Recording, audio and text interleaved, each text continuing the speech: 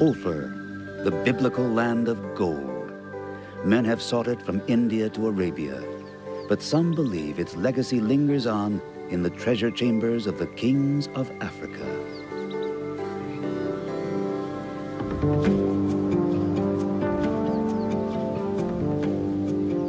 It is said that in the heart of Africa there lies a realm of great riches. It is said that here will be found the treasures of ancient times, the mythic wealth of the Queen of Saba, the gold of King Solomon's mines. That is the legend. And many of those who believe the legend go even further. They say that the people in the core of Africa live on sacred ground. For Ophir, the biblical home of all riches, was situated, they believe, there, where we now find Zimbabwe on the map. Zimbabwe. The name means Big House of Stone. The stones of the Matobo Hills are dignified, majestic testaments to eternity. They are the dwelling places of the spirits of the ancestors. The heart of the country beats here in the Matobo Hills. For here, the history of Zimbabwe was played out. The history of a king and his treasure. Not the mythic gold of Ophir, but a real treasure. A treasure that disappeared in the middle of a bloody war just 100 years ago.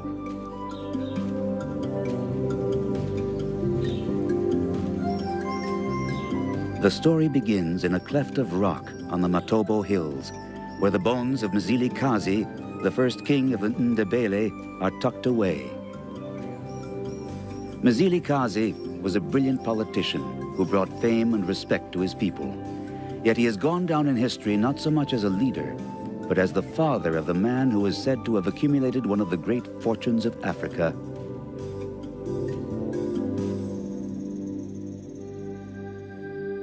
King Lobengula, a king who disappeared without a trace, along with his riches. Over 100 years have gone by since Lobengula vanished into thin air. His descendants, the Ndebele people, still live in the south of Zimbabwe.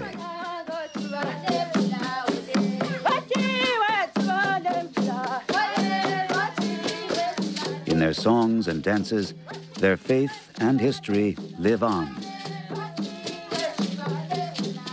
They sing about the spirits, about the harvest and the rain, and sometimes they sing about the king who disappeared with his gold, his diamonds, and his ivory.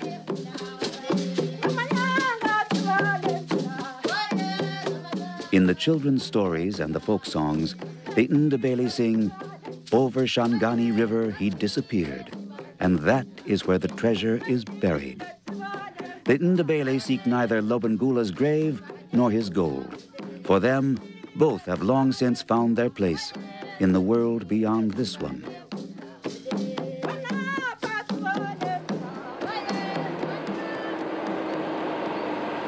But we are setting out to reconstruct Lobengula's last journey, to follow the path of the king and his treasure.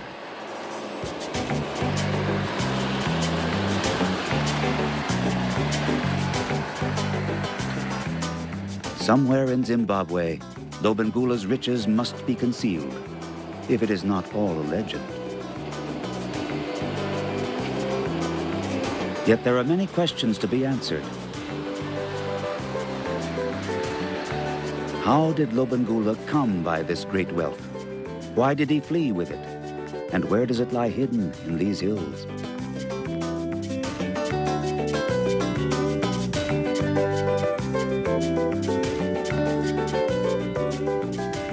On the trail of the king and his treasure, our first stop is Bulawayo.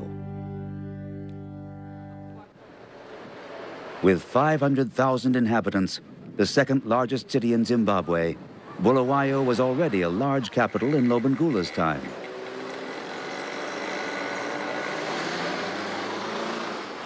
Today, it is packed with modern buildings, trucks, and cars. But even 100 years ago, the grass huts of some 17,000 inhabitants stood here.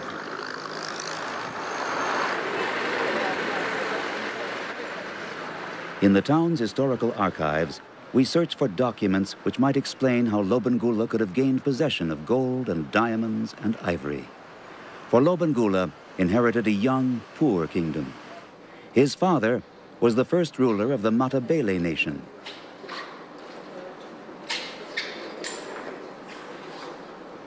The records show that Lobengula's father, Mzilikazi, did not come from present-day Zimbabwe. He didn't settle here with his tribe until 1838, after fleeing from Zululand.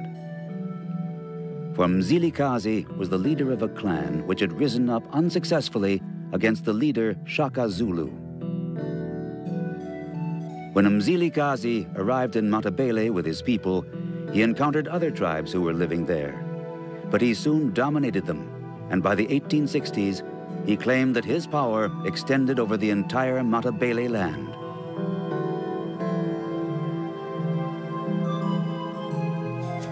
Mzilikazi's policy of conquest, however, cost a fortune. So when Lobengula came to the throne in 1870, he inherited a kingdom that was large, but almost bankrupt. The new king had to do something if his nation was to survive. So Lobengula decided to deal with the white traders, hunters, and merchants who were pouring into Africa. Holding court in front of his oxen wagon, the Ndebele king granted hunting and mining concessions in his country.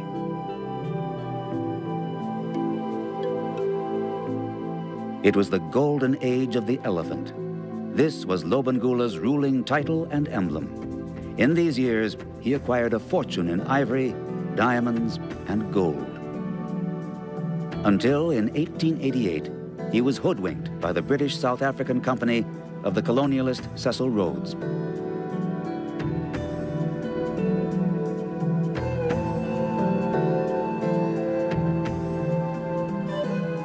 When King Lobengula placed his elephant seal on the Rudd concession, he didn't realize it, but he had sold his nation. In rummaging through the old archives, we get to know author and historian Lisa Condor, who has been researching Lobengula's story for years. They were not completely straight with Lobengula. Lobengula thought that the white man would be here for a short time and then he would go. That's the whole idea. They mustn't settle and then they mustn't come in droves.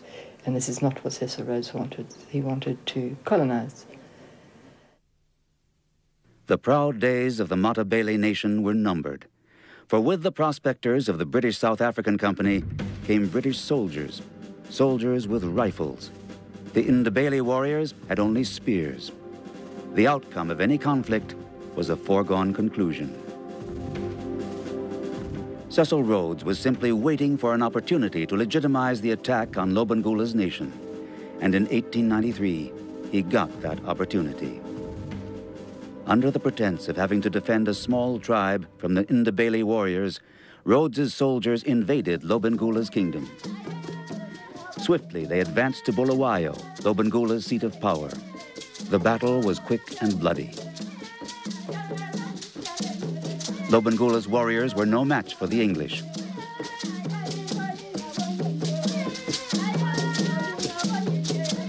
The Union Jack soon went up on Matabele land. But Lobengula held one last surprise for Rhodes's soldiers. For as they advanced on his royal residence, they discovered that he had ordered it burned to the ground.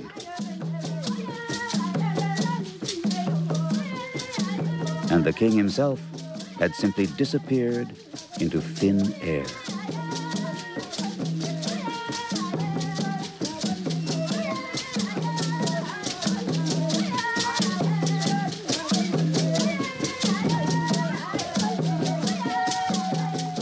Since the signing of the Rudd concession, Lobengula had known that the peace might be treacherous. The king's tragedy was that he could see no way out for his people. Lobengula didn't want war.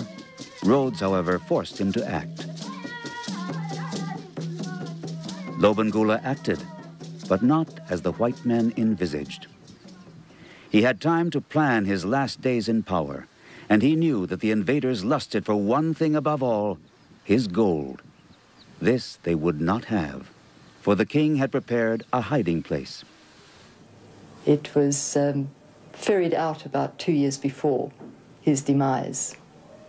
He knew he was on the way out, and he knew that he'd had his ships, and so he arranged for his valuables to be taken out, and then the people who knew about the place where it was buried, he had them killed, which was sort of fairly normal standard procedure. Brutal customs in a brutal age. Yet Lobengula was no bloodthirsty dictator. He was a religious man, and so he withdrew to the spiritual sites scattered throughout the Matabele realm, places no white men knew.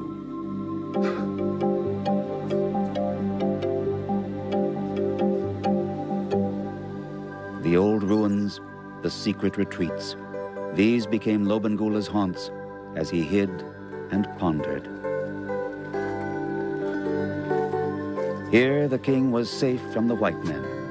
He was able to think in peace about the future of his nation.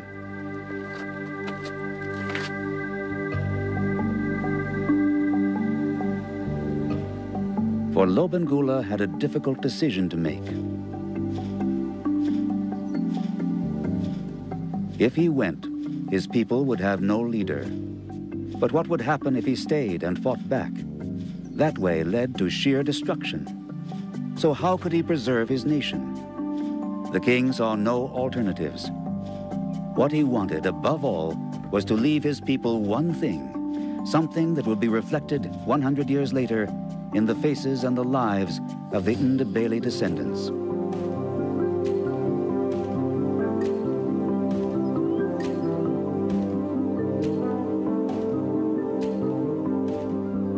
He wanted to give his people their dignity, a hope for the future. It was a decision to be made in the name of children yet to be born. For if the king had chosen to fight to the last man, the Ndebele might not have survived, might not even exist today.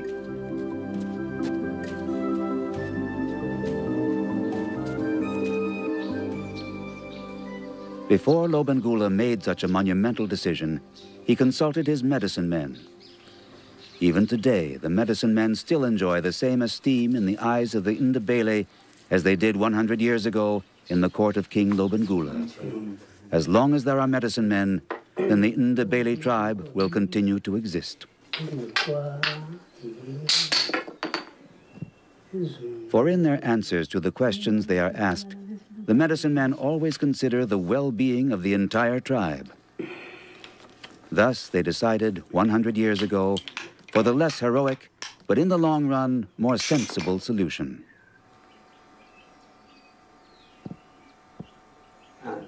The king should go. His people should stay and survive. But where should Lobengula's last journey take him? I think he was heading towards the Zambezi after his defeat. He had a bit of gold on him. I think he was heading towards the Zambezi and eventually to where his treasure was buried. He was definitely heading in a northerly direction. And his father before him had tried to cross the Zambezi as well. So there was this attraction to get away from, particularly the white man here, to get away from his defeat, to open up, go into new territory.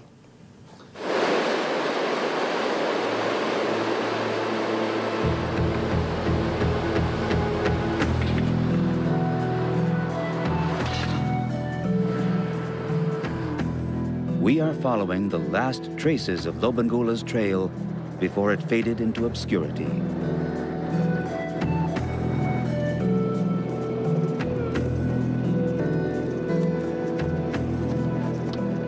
On his last journey northwards, heading into the wilderness, he traveled from the Shangani River towards the Zambezi River, accompanied only by a chosen few, his medicine men and his best warriors.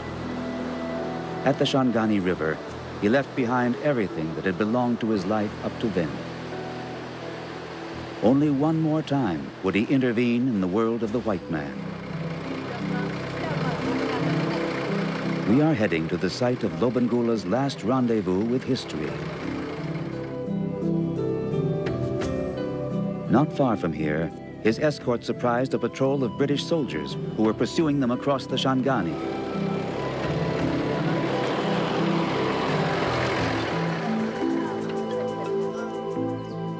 The place where Lobengula's warriors attacked the British patrol, killing every single man, has gone down in history.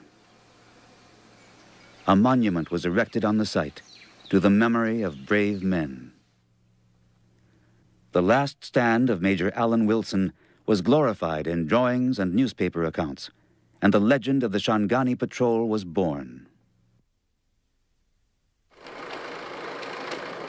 But in the history books of white Africa, no one mentions that the Ndebele warriors were simply trying to defend their country and their king.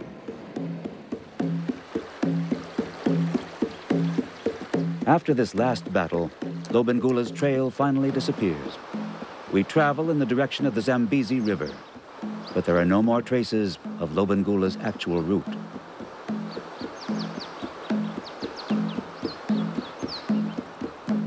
All we know is that the last king of the Ndebele died on this journey. Lobengula was sick in spirit. For his last resting place, he preferred the wilds of Africa to the company of the white man. He braved the dangers of nature so that he could end his life outside Cecil Rhodes's grasp.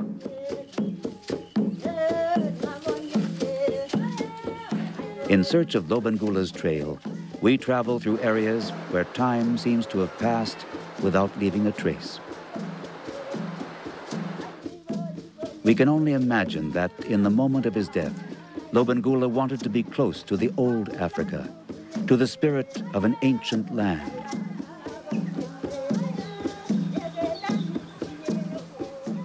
Yet a veil of mystery still hovers over Lobengula's last days, for few clues remain. Well, this is one of the wonderful things about the mystery. Nobody actually knows. There's been no proper scientific investigation. What has been suggested is he died of smallpox. It was a rainy season when he was travelling. He may have died of smallpox, or he may have committed suicide. Lobengula left this world without ever relinquishing his secrets. The location of his deathbed, his riches, they remain a mystery. Yet, ironically, the search for treasure in present-day Zimbabwe does not come up empty. For here, gold is being discovered every week.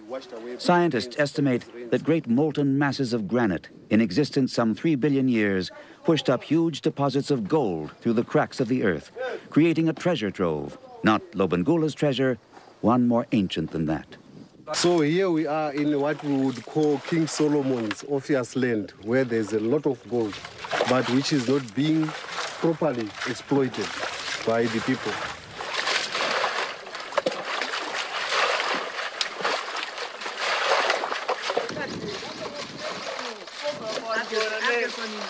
In this river, we can talk about 40 to 50,000 along the river. That is from where it starts to where it goes into another river. Yes, about 40,000. And countrywide, we have about 300,000, all digging illegally along the rivers. Yes.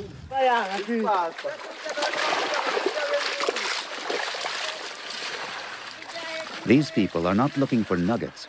They are collecting the gold dust which is to be found in the earth. For this, they dig holes, tens of thousands of holes, into which the river water flows. In the river itself, the water is steadily decreasing.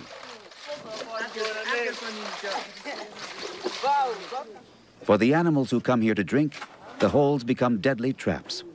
The legend of Ophir is becoming a nightmare for nature.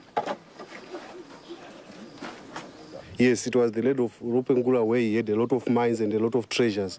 But now the way people are working on the rivers can no longer justify exploiting that treasure in that manner. Can no longer justify that at all.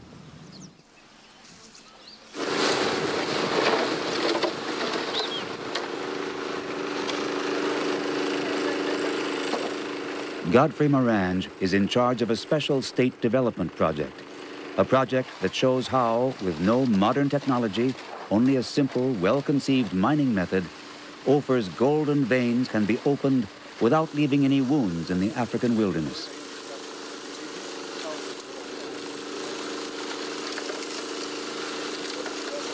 Instead of digging holes, Morange's miners work large open surfaces, which are later filled up with earth again.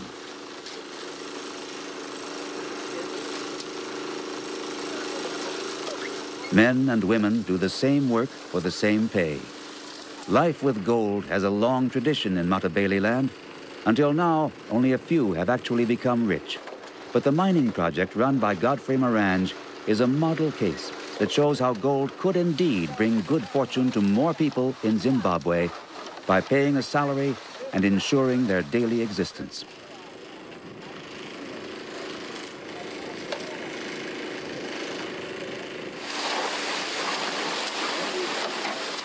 When the filter apparatus is working, then the mining method really pays off.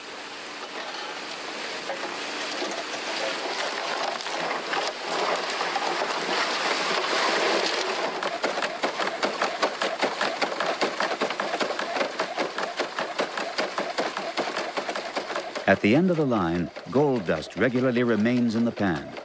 The workers pool their finds. Each one is thus assured a steady monthly income.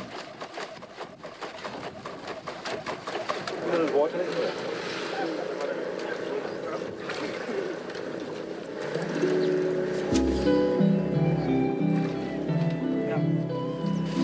300 grams of gold dust are gleaming in the pan, the result of a working week.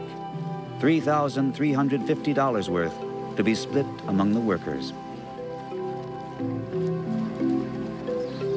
Day by day here in Zimbabwe, a prosaic treasure is being reaped.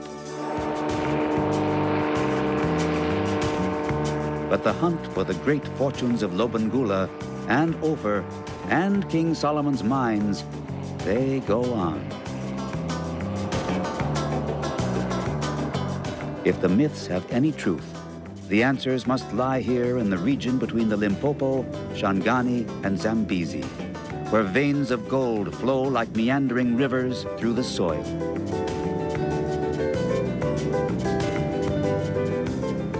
In such a land where the earth glows with gold, it is no surprise that reality and legend seem to overlap, and that the fables grow as tall as the mountains.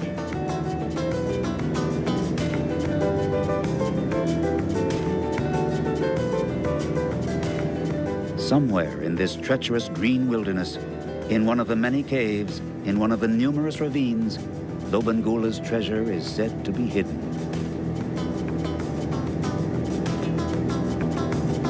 One story tells us that Lobengula's bones were taken across the thundering waters and secretly put into the same cleft of rock which contains his father Mzilikazi's remains.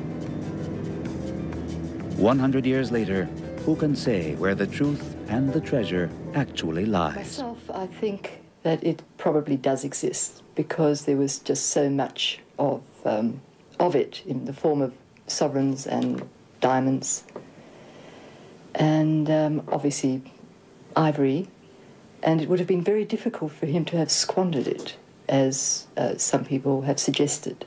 That therefore it doesn't exist anymore, it's been diluted. So yes, I do believe it still exists.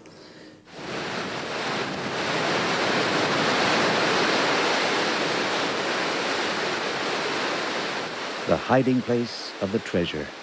This was and still is Lobengula's last triumph over Cecil Rhodes and his successors. Africa retained her treasures. Did Lobengula ever complete his journey to the Zambezi River? Did he ever make it to Victoria Falls, the largest waterfall on Earth? And what happened to his fortune and his remains? No one can say for sure.